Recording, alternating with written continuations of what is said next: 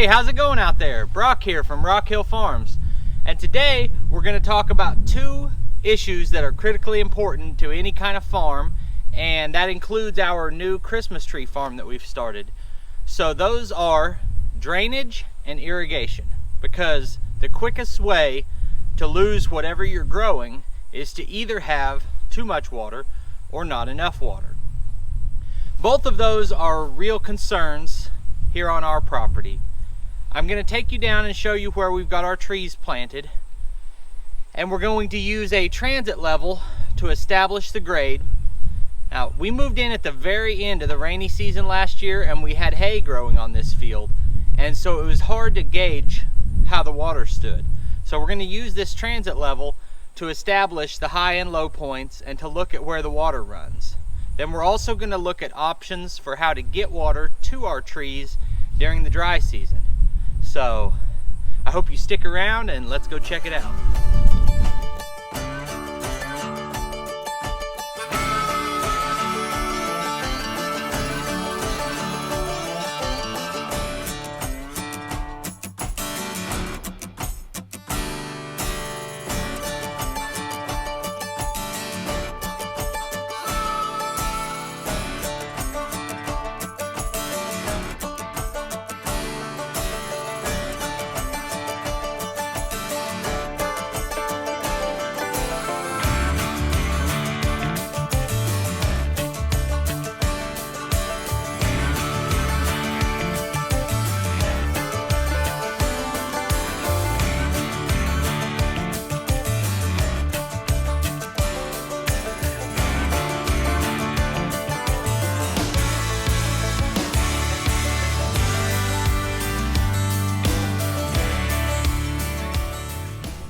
It's really windy out here today, so I hope you're able to hear me all right, but we're down at the spot where we've planted our first set of Christmas trees. This property has three unique areas that we're going to be planting. Each one has their own challenges and their own advantages for how we can irrigate and then drain the land. So first I'll give you kind of an overview of how the property is set up.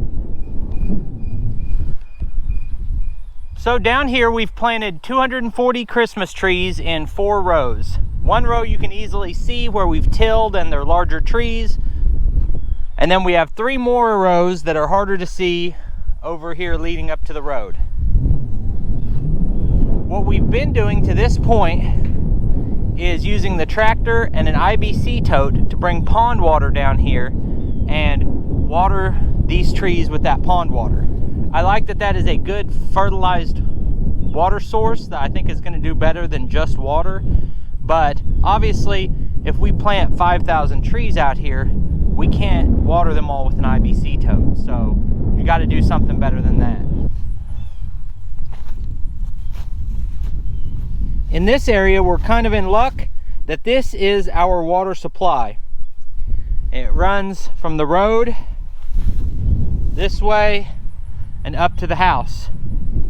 So what I'm thinking I want to do for this section of the Christmas trees is to put a freeze-proof faucet maybe every 20 feet or every 4 to 5 rows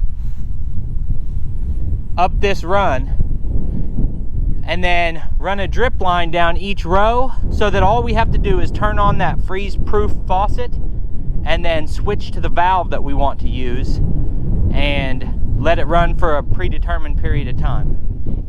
Anytime I shoot a video like this, I'm hoping to learn as much as I'm hoping to teach.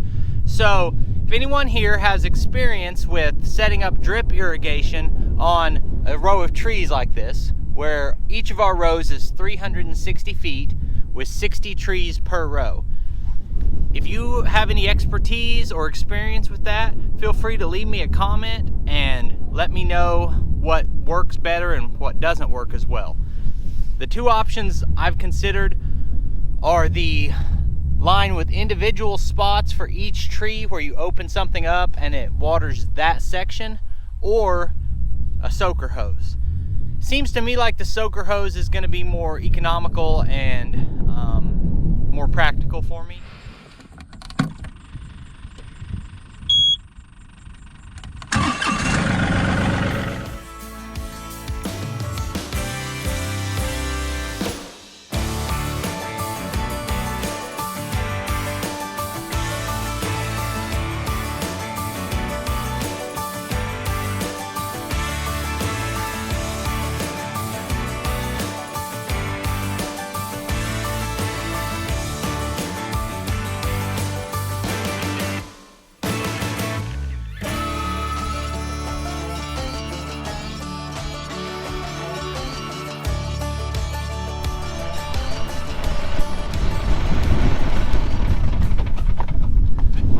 Alright, so we're down here now at the lowest lying area, or what I think is the lowest lying area on the property. We're gonna find that out for sure by using the transit level and comparing this entire section. I'm gonna show you what I think is the solution, and then we'll verify that and see if that really is the best way to drain this property. Alright, let's take a look at it. So we've got this big hill on this half of the property that water runs off of the hill down into the low areas. Now we know that low area is down here. It's right there where the pond's at, and it comes down here. But I think we're higher right down here than we are in this area over here. So if that's the case, my options, depending on what we find with the transit level, are to raise this low spot, or more likely to put some swales in between the rows here. My original thought was like French drains that I've done on some of my other properties, and dig a trench and put French drains in here running out to the ditch. But I'm kind of rethinking that and deciding that maybe swales are the best thing. And if you're not familiar with a swale, that's kind of a natural water pathway that's just a low spot.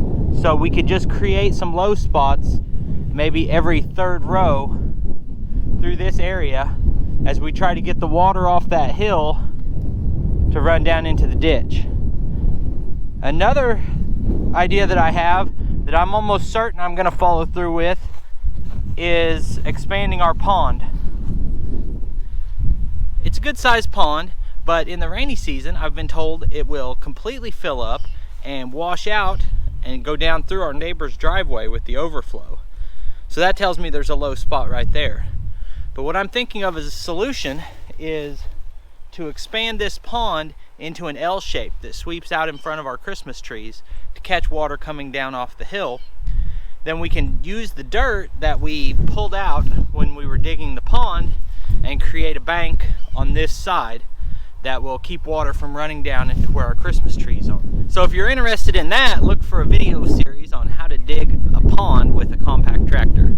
If you don't already know, I have a John Deere 2038R, and I think I have all the equipment I would need to do it. I also think it would make a nice backdrop for the Christmas trees, having that L-shaped pond with our barn and gift shop area right in front of that. So if photographers wanted to come out and take pictures, or just to have a nicer looking property, I think that'd be great. It would also give us more room for fishing. So I'm going to guess that most of the people watching this know how a transit level works, but I'll say just a few words about it in case you don't. So this is the base of the transit level. When you turn it on, it's going to take a second to kind of calibrate itself, and then the top will start spinning. Then you have a receiver section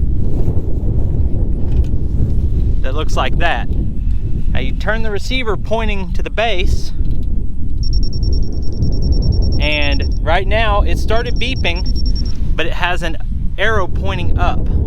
That means that this stick is a little too low. I need to raise it up. I bring it up until that up arrow goes away, and I get two arrows pointing at each other. And that tells me that the point I have it at is level.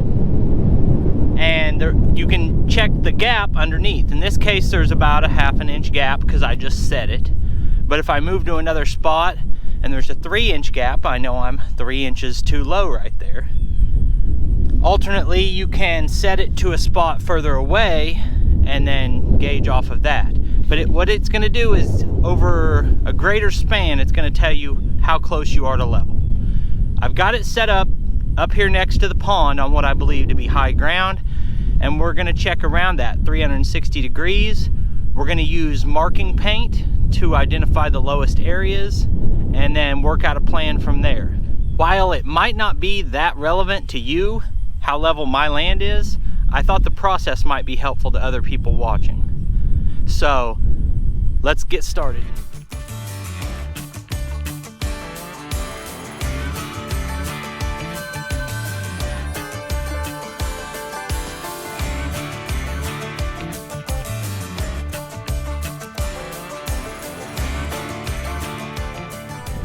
Alright, so I found pretty much what I thought I was going to find, and that is that this property slopes downhill at a pretty gradual pace till a little bit before our first set of Christmas trees. We've got about a 3-foot drop from here to there, and then it comes back up a foot before the road. And so that's our problem. That's why this property will most likely hold water. And I think it's a relatively easy fix. Not easy or cheap, but also not that complicated. We can put a little bit of topsoil in the really low spots, then grade out the highest spot that's right down in the corner and add a couple swales. I went up to get my marking paint and I realized I'm out of marking paint, and this video is probably getting pretty long anyway. So we'll be making a follow-up video soon where we've got all this marked out, the high and low spots, and we start grading it and putting our swales in and getting this set up so that it drains next year in the rainy season. So if you're interested in that, or maybe the pond build that we've got coming, or general tractor information, then stick around, subscribe to the channel, and hit that bell notification, and I'll see you next time. Thanks for watching.